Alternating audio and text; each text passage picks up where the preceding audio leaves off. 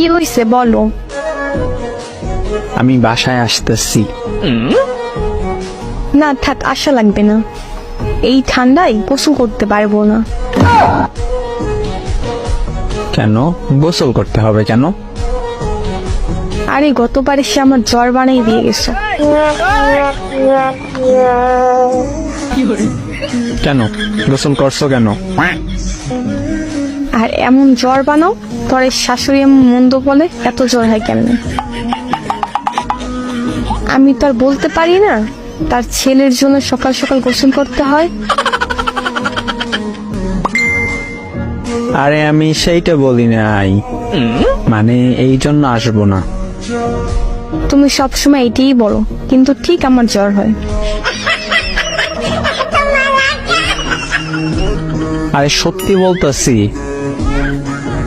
গতবারও বলছো।